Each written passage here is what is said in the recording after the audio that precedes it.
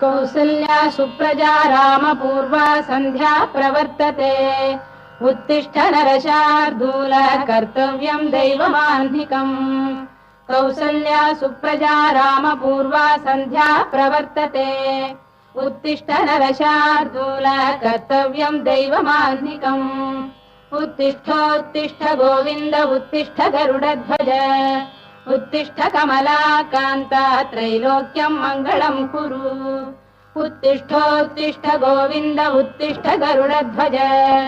उत्तिष्ठ कमलाकान्ता त्रैलोक्यं मङ्गलं कुरु मातः समस्त जगतां मधुकैटभारेः